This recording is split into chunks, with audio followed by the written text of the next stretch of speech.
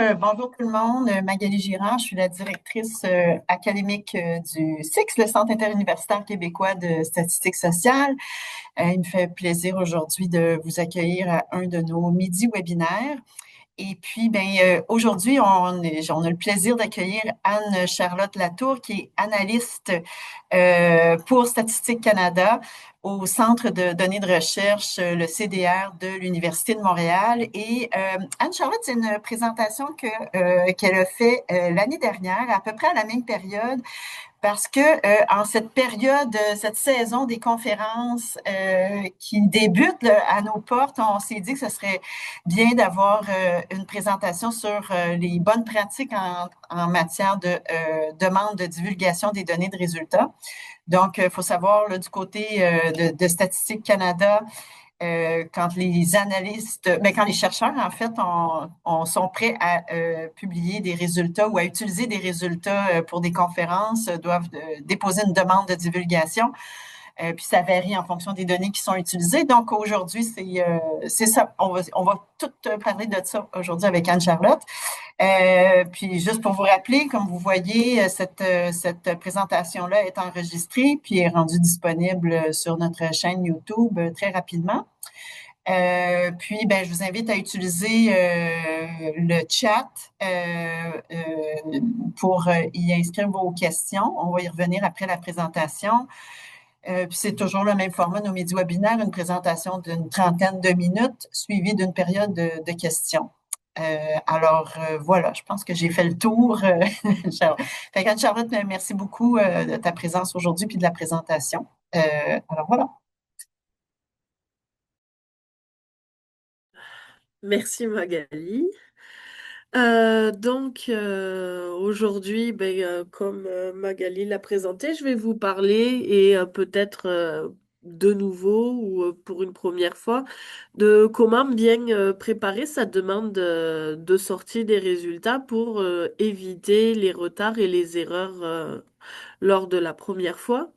Donc, juste des petites diapositives de rappel que pourquoi il y a des règles de divulgation, c'est principalement parce que Statistique Canada a un engagement sur la confidentialité des données. Donc vous êtes passé dans la recherche, vous le savez, avec cette protection physique, informatique et les contrats que vous avez signés avec StatCan pour avoir accès aux données. Et donc, c'est le dernier pilier qui est pris en compte ici dans la confidentialité de l'engagement de Statistique Canada. C'est donc la vérification si vos résultats sont en concordance avec ce qu'on attend comme sortie de résultats. Donc, la vérification de la confidentialité, qu'est-ce que c'est par définition? Donc, c'est le processus par lequel nous, analystes, donc dans les CDR du Québec, que ce soit Achille, Loïc, Daniel, Franck ou moi-même, permettons de regarder vos résultats avec votre collaboration pour voir s'ils satisfont les règles selon votre base de données pour qu'on puisse après vous envoyer ces résultats pour que vous puissiez travailler dessus. Donc, tout d'abord, qui établit ces règles de confidentialité?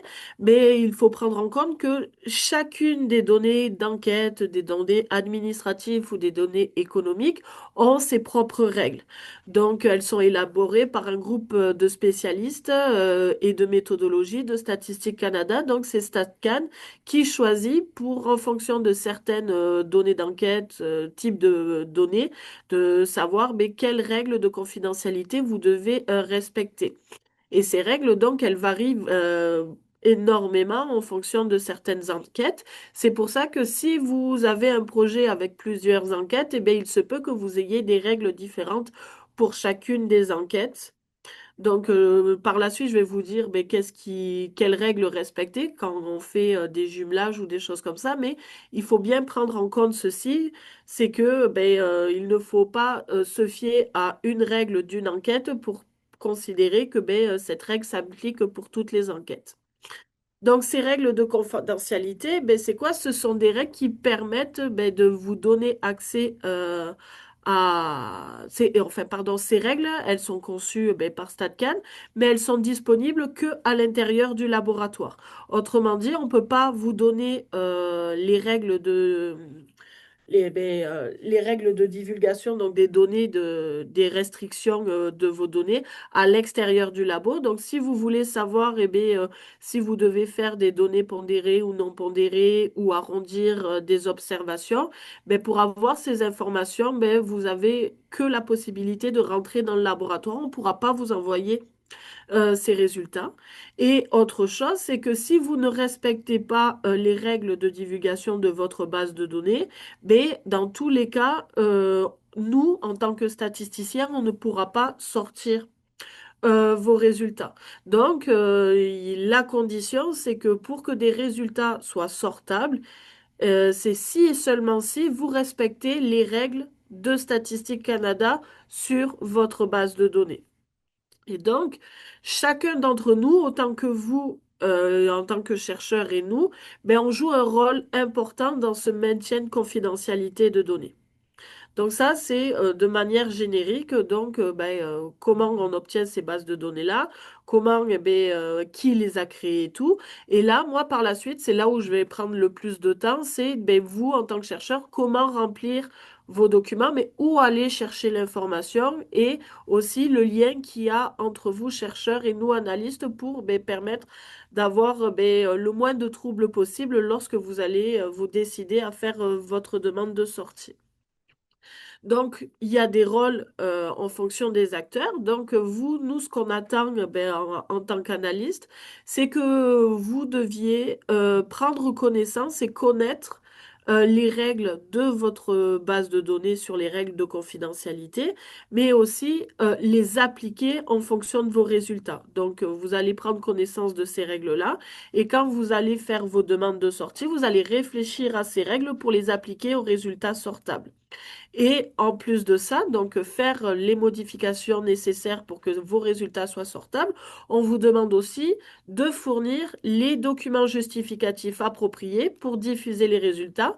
Et donc ces documents, c'est les documents qui prouvent bien que dans la situation où les règles, supposons, vous devez sortir que des résultats pondérés et avec des observations arrondies, vous allez nous fournir les pièces justificatives, comme quoi vous avez bien pondéré et bien arrondi vos résultats, en nous soumettant, par exemple, enfin pas par exemple, mais en nous soumettant obligatoirement les résultats non pondérés, les résultats pondérés non arrondis et les résultats pondérés arrondis pour bien montrer que vous avez bien effectué à chaque étape les règles qui vous sont demandées pour votre base de données. Et donc, nous, de vérifier. On va jamais faire rouler le code auquel vous avez fait pour effectuer ces résultats, mais on va vous demander de sortir les étapes intermédiaires pour bien montrer que vous avez suivi le processus. Et nous, en tant qu'analystes, qu'est-ce qu'on fait lors de la demande de divulgation? C'est que nous, on va s'assurer justement que vous respectez les règles en fonction de chacune des bases de données que vous avez dans votre projet et également vous aider à comprendre certaines règles.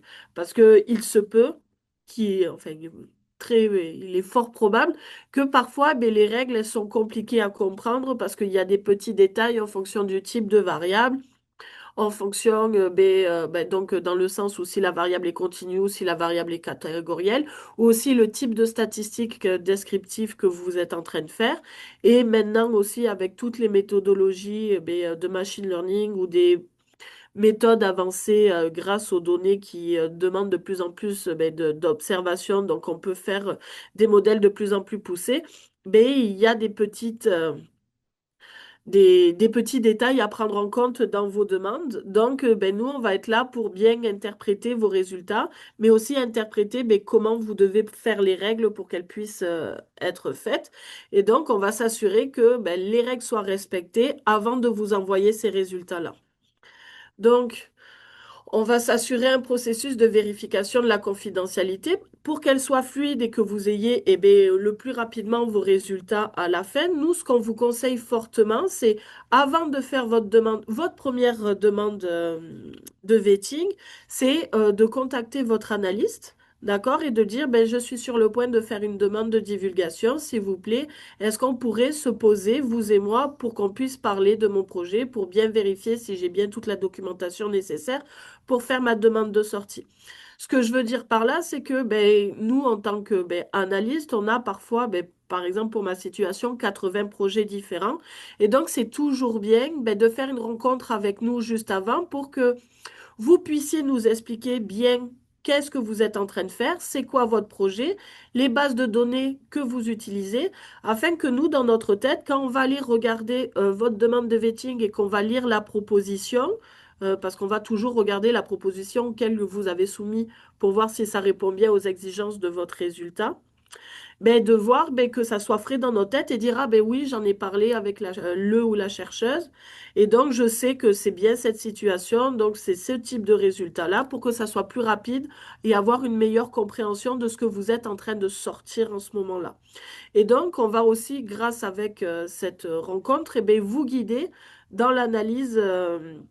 Et donc, vous allez aussi nous aider dans l'analyse avec vos demandes de justification, de vérification, avec tous les documents nécessaires en disant, ben, bien, avec par exemple un README, nous expliquer, voici toutes les étapes, ces fichiers correspondent à ces fichiers pour que nous, quand on va ouvrir votre demande, ben, on puisse savoir qu'est-ce qu'il en est. Donc, pour cette fluidité, la rencontre est primordiale, mais après, ben, vous, à l'intérieur du cycle, donc dans votre projet, vous allez devoir faire votre demande de sortie. Où est-ce que je vais faire mon environnement, en fait? Où se trouve l'environnement de travail pour les demandes de sortie? Si vous le remarquez, lorsque vous allez dans votre PC de l'ordinateur et que vous allez dans le serveur équipe, vous avez votre numéro de projet. Donc, le dossier s'appelle projet, le numéro que vous avez.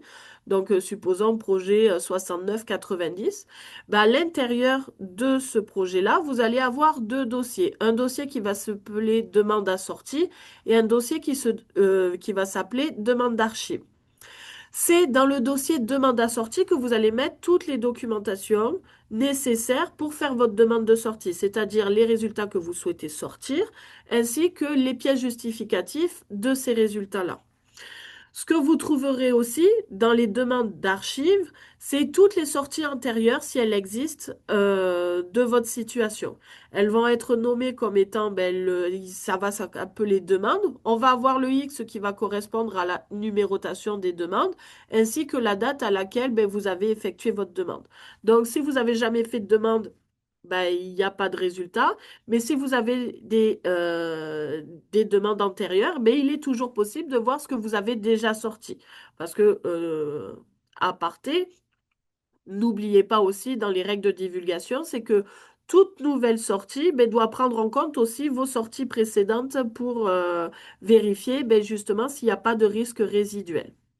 Et ensuite, vous avez enfin un autre dossier qui peut s'appeler vetting ou contrôle de confidentialité, qui là va comprendre les documentations nécessaires, donc les règles de contrôle de la confidentialité de votre base de données, ainsi que le document, donc le Data Vetting Handbook en français, c'est le manuel qui vous explique spécifiquement pour tous les résultats de type statistique descriptif ou de modèle, quelles pièces justificatives vous avez besoin de fournir pour pouvoir faire sortir ce type de résultat.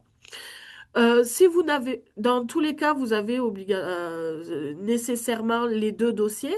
Si le troisième dossier, vous ne l'avez pas, n'hésitez pas à nous écrire ou nous avertir, nous, dans notre bureau, pour qu'on puisse vous donner la documentation. Il se peut aussi que pour les règles de confidentialité, si on vous a donné que la version en anglaise, de nous le signaler pour que nous, on puisse après demander à StatCan de nous fournir la version française.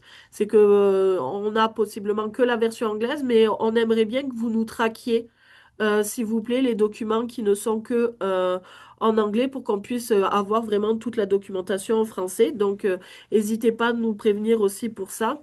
Donc, si vous avez que les règles de divulgation en anglais et pas en français. Donc, ça, c'est l'environnement de travail, là où vous allez donc déposer, c'est là où vous allez déposer vos documents de demande de sortie, là où vous allez avoir l'archive de toutes les sorties qui ont été acceptées ou refusées dans votre demande. Et ici, toutes les documentations nécessaires, donc de prendre connaissance pour savoir quel type de pièce justificative vous avez besoin en fonction de type de sortie et les règles de contrôle selon vos bases de données. Donc, le premier travail en tant que vous, chercheur, c'est donc de prendre connaissance des règles de contrôle. Comme je vous l'ai dit, donc le Data Vetting Handbook français, c'est l'outil nécessaire pour la vérification des produits selon les directives en matière de confidentialité.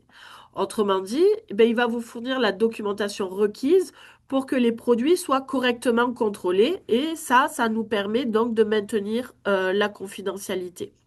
Et enfin, les règles de contrôle de la confidentialité ben, vont vous fournir les indicateurs sur, par exemple, les seuils minimums de statistiques descriptives. Donc, par exemple, il pourrait vous dire, ben, le minimum de cellules que vous avez, vous devez avoir pour sortir ce type de résultat, ben, ça peut être 5 observations ou 15 observations. Ça va aussi vous donner des indices sur, ben, est-ce que vous devez sortir des résultats arrondis, non arrondis, si vous pouvez sortir également les résultats pondérés ou non pondérés pour les statistiques descriptives ou les modèles, ou si vous ne pouvez sortir que les résultats pondérés. Donc, vous allez avoir toutes ces règles de confidentialité. Et donc, je répète aussi, c'est que tout produit qui ne va pas respecter ces lignes directives ne pourra pas être diffusable. Voilà. Donc, lorsque vous allez, suite après connaissance des documents, si vous avez des questions, ben, vous venez nous voir. Et ensuite de ça, donc quand vous êtes sûr de avoir pris tous les documents en compte et que vous avez bien compris à quoi on s'attend pour faire votre demande de divulgation et que vous avez fait vos résultats, ben là, il va falloir donc faire votre demande. Et donc, pour cette demande, quand vous allez mettre tous vos documents dans le dossier demande à sortir, vous allez aussi devoir remplir un formulaire. Et donc, ce formulaire, c'est le document qui est aussi à fournir obligatoirement avec votre demande. Ce formulaire-là va vous permettre, en fonction des sections, de bien vérifier. Donc, c'est comme un sort de contrôle, donc une checklist, d'accord, de voir, bon, ben, est-ce que j'ai bien fait ça? Oui, non, ou c'est non applicable. Et donc, de bien vérifier un petit sort de rappel pour voir si vous êtes bien passé à travers toutes les étapes de votre demande de divulgation. Donc, la section A de ce document Word va vous permettre de vérifier si vous avez pris connaissance des règles.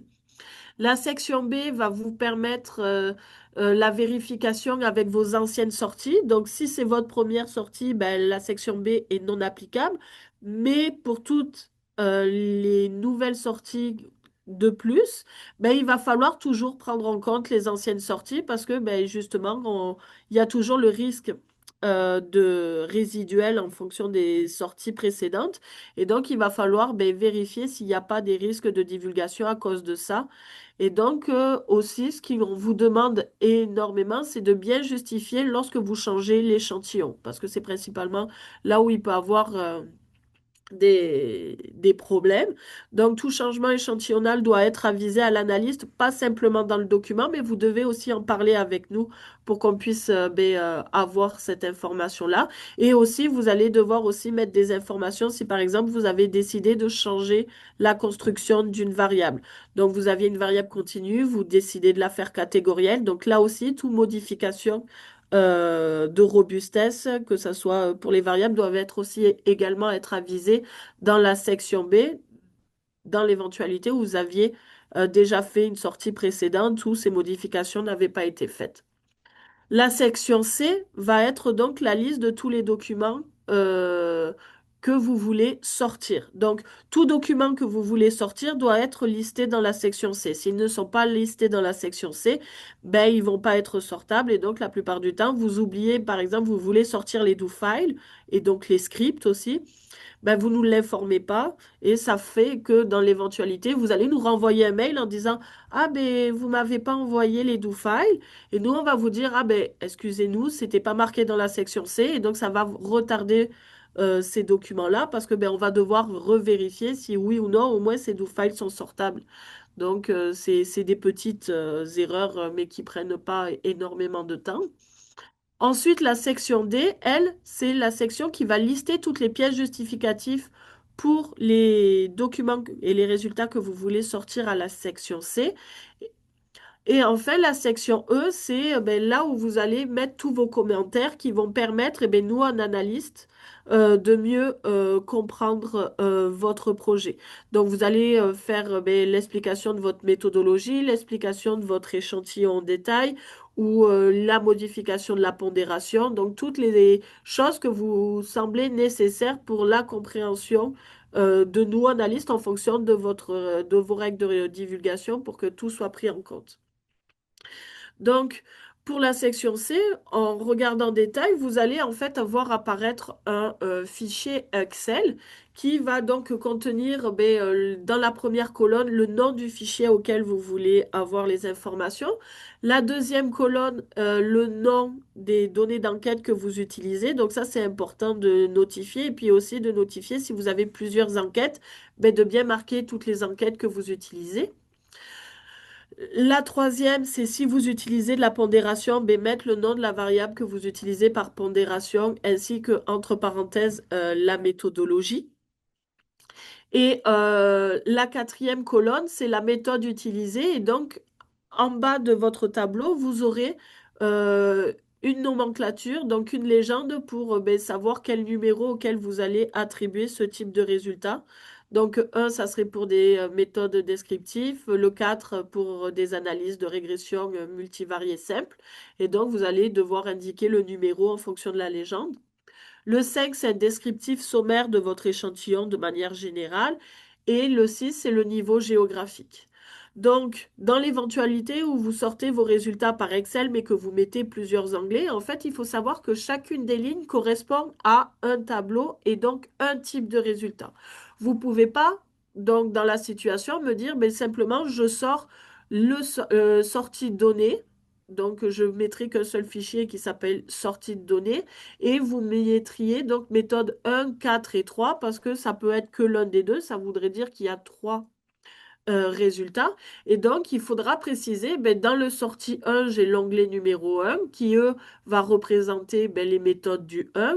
Dans la ligne 2, je vais mettre pour l'onglet 2 qui va être toutes les méthodes de 4. Et la troisième ligne, l'onglet 3 qui va être toutes les méthodes de 3.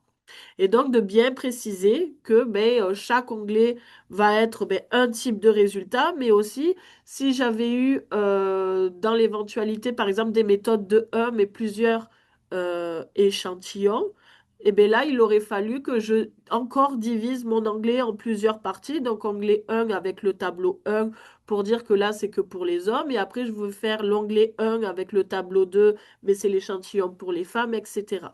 Donc, ce qui est important, c'est que vous pouvez, si vous voulez, essayer de regrouper par type de méthode, mais dans l'éventualité où c'est par type de méthode, il faut quand même que l'échantillon soit le même et le niveau géographique soit le même pour que vous puissiez écrire qu'une seule ligne. Et également la même méthode de pondération et de base de données.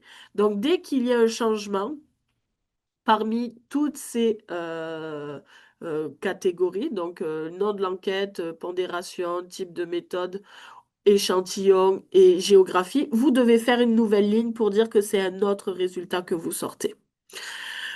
Donc, vous voyez, j'ai numéroté les fichiers, donc un pour l'onglet 1. Donc là, c'est le numéro. Et ça aussi, c'est bien si vous avez plusieurs fichiers de les numéroter par un point, deux points pour que ça soit l'ordre que vous mettez dans votre tableau, ça soit l'ordre dans votre fichier pour que ça soit plus facile pour nous aussi de retrouver. Parce que vous les nommez de sorte à ce que vous puissiez comprendre le nom du fichier. Mais parfois, le nom de fichier, vous mettez beaucoup de caractères, donc 36 caractères, et donc nous, ça nous prend quand même bien du temps parce que parfois c'est une lettre qui change de savoir vraiment quel fichier correspond à quel fichier. C'est ça, c'est que cette présentation, ça vous permet de vous aider à faire votre demande de sortie, mais aussi d'être le plus efficient parce que si vous êtes le plus efficient, nous, analystes, on a plus de facilité à lire votre demande de sortie et donc ça sera plus rapide pour nous de pouvoir faire votre vérification.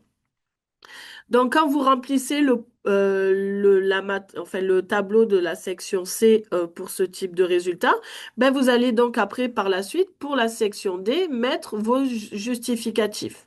Et donc, pour les justificatifs, par exemple, j'ai appelé les fichiers 1.a et après exactement le même nom que mon fichier et j'ai mis en note les résultats. Pourquoi j'ai fait juste une petite modification en rajoutant une lettre pour identifier, c'est que vous mettiez, vous, pour votre situation, c'est que la plupart du temps, vous mettez un dossier pièce justificatif, un dossier sortable, et vous appelez le même fichier pour les deux, pour la sortie et le sortable. Problème, c'est que nous, on ne peut pas ouvrir deux fichiers qui se nomment de la même manière. Donc, si vous faites simplement un changement ou dont vous faites le fichier 1 sortable, le fichier 2 pièce justificatif, ça nous permettra, donc sans avoir à modifier le nom du fichier, pouvoir ouvrir simultanément les résultats parce que nous, on doit vérifier simultanément si tout est bien respecté. Et donc, vous allez justifier le fichier, donc le nom du fichier, mais vous allez aussi, n'oubliez pas de mettre en commentaire les notes, à quoi correspondent ce fichier-là. Donc, vous pouvez aussi y être le plus général possible. Et donc, moi, je permets de dire, ben, le premier fichier me permet de sortir les tableaux non pondérés, les tableaux croisés, les matrices de covariance que vous avez besoin nécessairement pour pouvoir sortir les résultats de l'onglet 1. Et après, ben, je dis, oh, ben, la même chose pour le tableau 2, pour l'onglet 2, ben, ça va être pour ce fichier-là, la même chose pour ce fichier-là. Et ce qui est aussi important à prendre, c'est de mettre aussi disponible comme pièce justificative votre syntaxe. Donc, tout le code que vous avez utilisé pour créer votre base de données, pour créer votre échantillon et pour créer vos résultats, ainsi qu'une liste de vos variables, parce que vous avez créé vos variables et vous les avez nommées. Donc, avoir un sorte de codebook créé par vous pour dire, ben, j'ai utilisé, voici la liste des variables que j'ai utilisées, voici la liste des labellisations qu'elles ont, et voici la définition de ces variables pour ma situation. Donc ça, c'est le premier exemple où je me décide de faire une sortie où je mets un seul fichier Excel et plusieurs onglets. Mais comme j'ai dit, vous pouvez aussi faire plusieurs fichiers Excel. Et donc là, c'est la même chose. Vous faites le point 1, statistique descriptif, le point 2, mes modèles, le point 3, mes graphiques. Et donc, à chaque fois, vous allez donc informer le nom de l'enquête, la pondération et le type de méthode et ainsi aussi faire des changements en fonction de votre échantillon ou de votre produit. Donc là, c'est juste une autre manière d'écrire votre demande de sortie. Et là, la même chose, c'est que donc pour mes pièces justificatives de mes statistiques descriptives, mais quand dans la section D, je vais simplement changer une lettre pour que je puisse ouvrir simultanément les deux fichiers. Donc, vous voyez, il y a cette situation de je mets mon résultat et je mets ma demande de divulgation. Et donc, et donc les problèmes de c'est ça, c'est que éviter de nommer de la même manière les fichiers sortables et les fichiers non sortables. Si vous voulez également sortir vos do-files, de bien les inclure dans le tableau C. Il n'y a pas besoin de pièces justificatives, hein, vous le savez. Même des do-files peuvent être sortis comme des sans demande de sortie, sans remplir le formulaire de demande de sortie. Mais de ne pas oublier aussi que on vérifie les do files et donc ils doivent respecter ces règles de divulgation. Donc, de bien vérifier que vous n'ayez pas mis de résultats dedans. Donc, la plupart du temps, normalement, il y a des fonctions pour normaliser, standardiser des variables, mais certains individus font d'abord un summarize juste avant. Ils vont regarder la moyenne et l'écart type et puis quand ils vont générer leurs variables, ils vont faire x moins 14 divisé par 18. Nous, on va devoir supprimer la valeur 14 et 18 si vous mettez pas de local à la place parce que ce sont des résultats. Et si vous voulez sortir le 14 et 18, eux, ils doivent respecter les règles de divulgation. Donc, vous devriez fournir les pièges nécessaires. Donc, de bien prendre en compte ça aussi, ces petits détails. Et enfin aussi, si vous ne fournissez pas la construction de vos variables, donc la manière dont vous avez formaté et tout, là aussi, ça peut être un frein dans votre demande de sortie. Et donc, vous avez rempli, ça prend quand même du temps, hein, ça demande un détail. Donc, la plupart du temps, ça prend une grosse journée, même voire deux, pour bien faire sa demande de sortie. Et donc, une fois que tout est fait, tout est bien rempli, tout est bien vérifié, qu'est-ce que vous devez faire? Vous devez informer l'analyste. Et pour ça, vous avez seulement à contacter la boîte mail générale en mettant en objet votre numéro de projet en disant, mais bonjour, je suis en train de faire une demande de vetting, s'il vous plaît. Est-ce que vous pourriez aller la chercher? Le dossier s'appelle, eh bien, par exemple, pour aujourd'hui, euh, on est le 19, donc 2026 03 19. Merci. Le projet est le numéro 6990. Et donc, nous, ensuite, en fonction de l'heure à laquelle vous envoyez le mail, donc dans le jour, ben, il faut compter 10 jours ouvrables pour être sûr que votre demande de vetting puisse être aboutie. Et là, c'est s'il n'y a pas d'erreur. Sinon, eh ben, on vous renverra un message pour dire ben, il y a des soucis. Et puis là, on vous dira ben, c'est quoi le problème et qu'est-ce que vous devez faire. Et donc, l'information, c'est que si votre projet contient plusieurs bases de données, ben, les règles de divulgation auxquelles vous devez respecter, ce sont les règles les plus strictes et donc les plus restrictives. Les erreurs courantes qu'il y a qui fait que ça retarde et que ça prend plus de 10 jours ouvrables, c'est que vous avez mal formulé la demande erronée ou le formulaire est mal rempli ou il est manquant. Vous n'avez pas fourni les pièces justificatives ou elles sont mal identifiées. Vous n'avez pas fourni dans certains cas des tests de contrôle supplémentaires qui est demandé pour votre demande. Il y a un manque de clarté dans les pièces justificatives ou dans la méthodologie.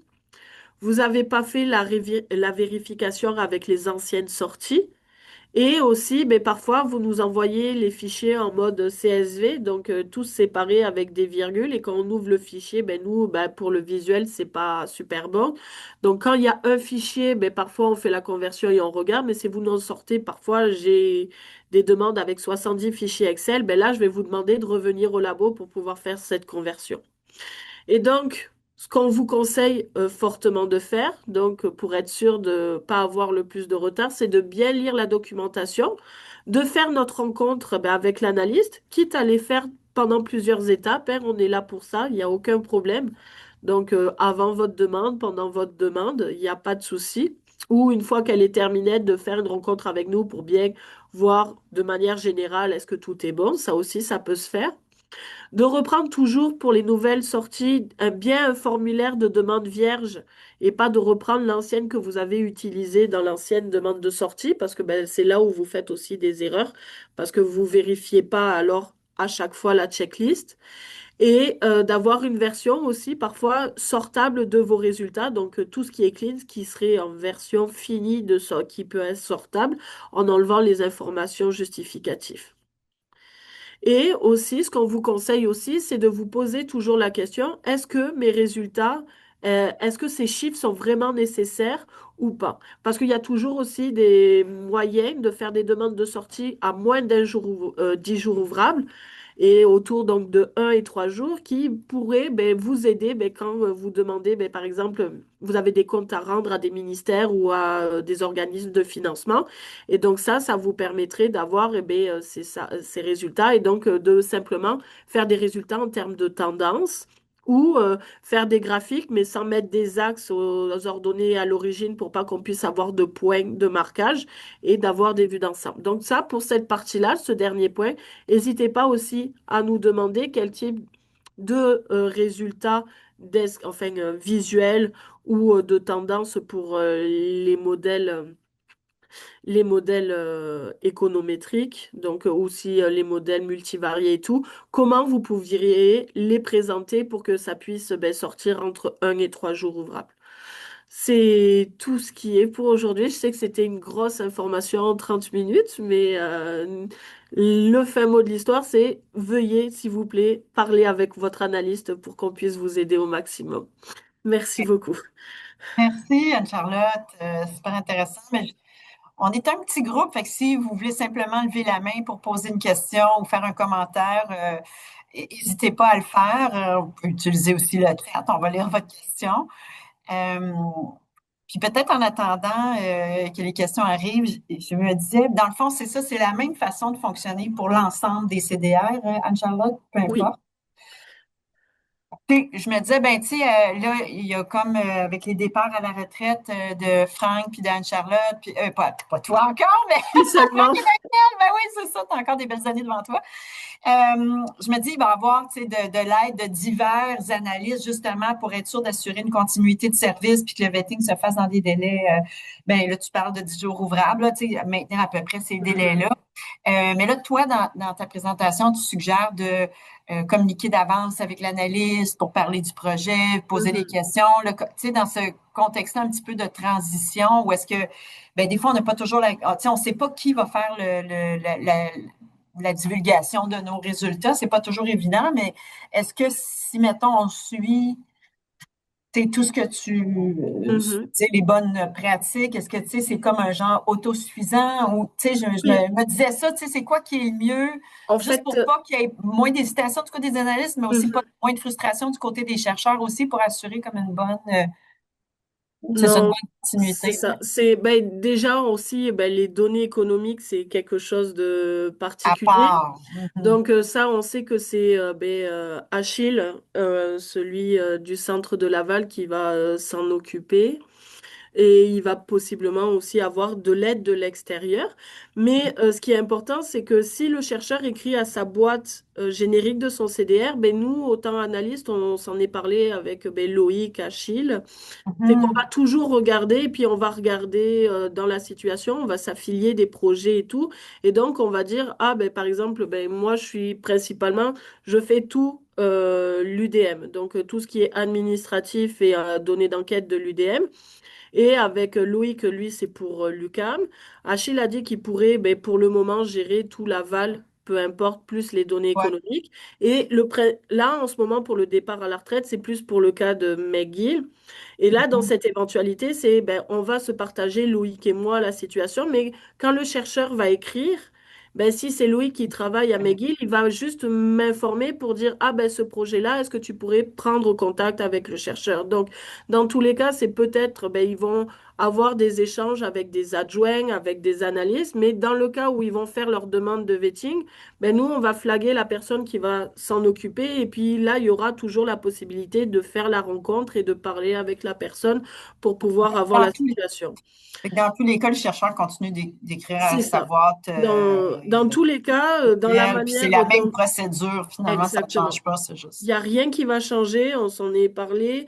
Aussi, c'est ça pour ceux qui ont du stress, ben, de 2 jours semaine, je vais travailler 3 jours semaine. Donc là, pour MTL, il devrait pas, il n'y a pas de souci, là, Restez Montréal, ouais, ouais, super.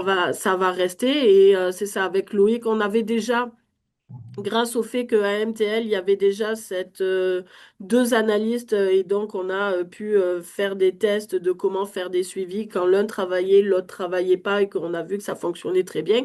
On va simplement l'appliquer. Au lieu de le faire en visière de CDR par CDR, ça va être le Québec. Donc vraiment, on va travailler tous ensemble, les analystes de tout le Québec, eh bien, on se voit souvent, on a une bonne symbiose et on est très communautaire entre nous, analystes. Donc ça fait que le bien-être du chercheur, donc tout ce qui est anxiété, de dire, ah ben mon analyste est parti, c'est plutôt lui qui connaissait son projet. Il n'y a pas de souci, hein, on est patient, on va être à l'écoute de vos attentes.